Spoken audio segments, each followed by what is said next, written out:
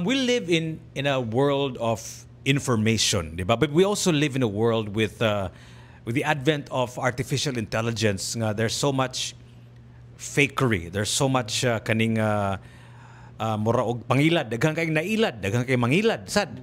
Unya, you are of course a supervisor of this public library of Cebu. Unsa may tan-aw nimo, sir? Unsa significance sa usa ka public library sa usa ka syudad, sa usa ka lugar? Kaning public library na to, kuan man gud ni siya, ga-follow man ni siya mantra sa National Library. Ang kuan gani karon, ang move gani karon sa National Library is beyond books. Kay sa una, ang library kuan gina typical librarian nga kuan ay nga tigulang istrikto, kusog mga saba unya daghang libro. Ang karon ang move sa library is to go beyond books. So dili lang kuan kanang dili na lang libro ang gi cater sa library, but the continuance of kanang alternative form of education.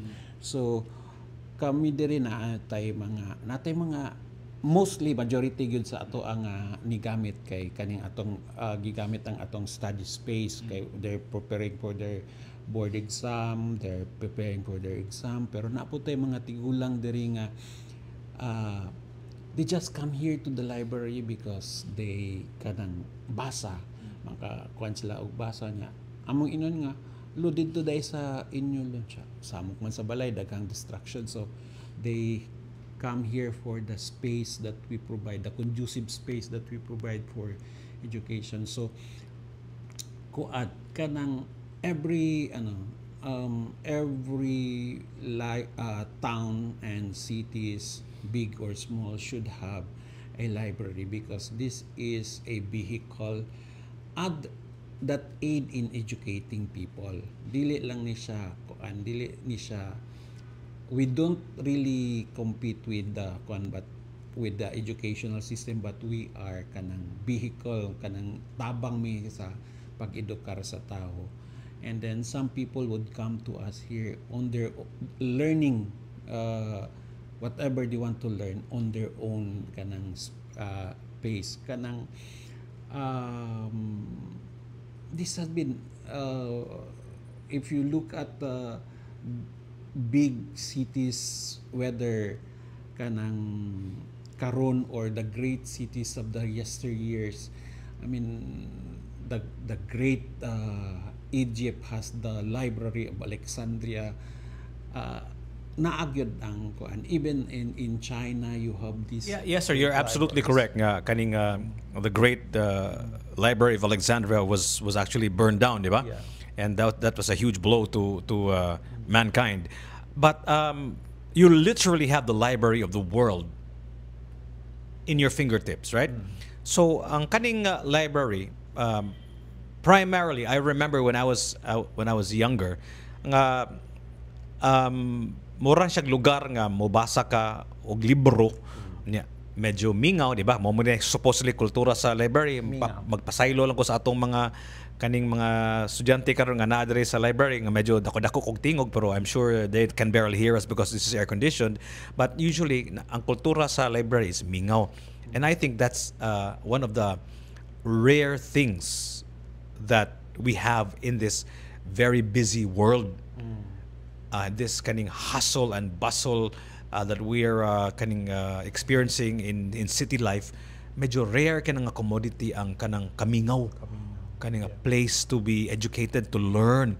And I think that could be a very important role that a library can give. Of course, somehow some coffee shops, not all, because usahay sad madak ko sa coffee shop puwerte pong sabaa, na some coffee shops have a culture also of kaning solace.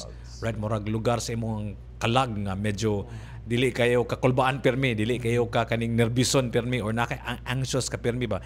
And I think that's what a place like this provides.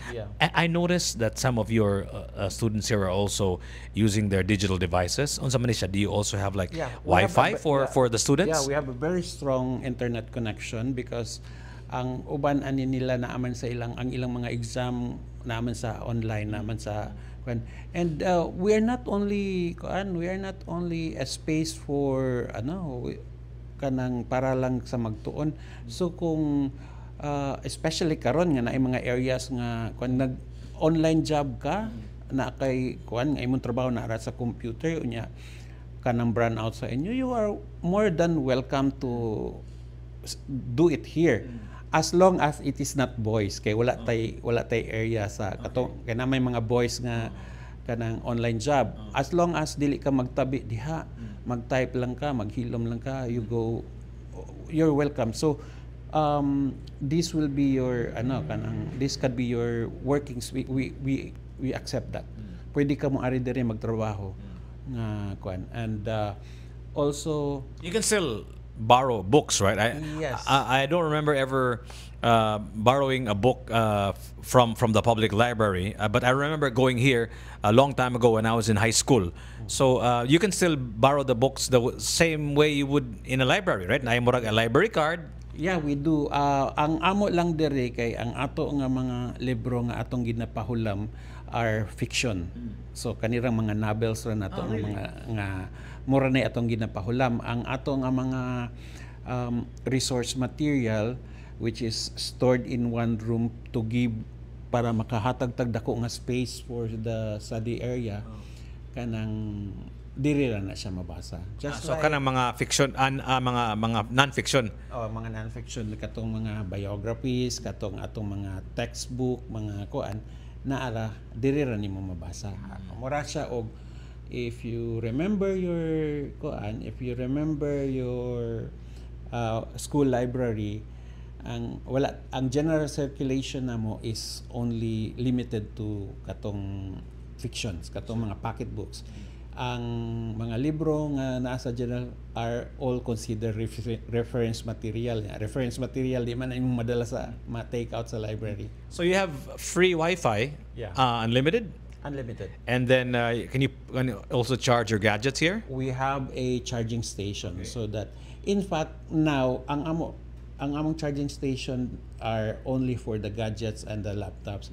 But karon nga na ay mga areas pa sa Cebu nga wala pa naka-power. So if they would bring their lanterns, they would bring their kanang flashlight, we extend. Plus you're open 24 hours a day. We're open 24 hours a day except for holidays. Okay. So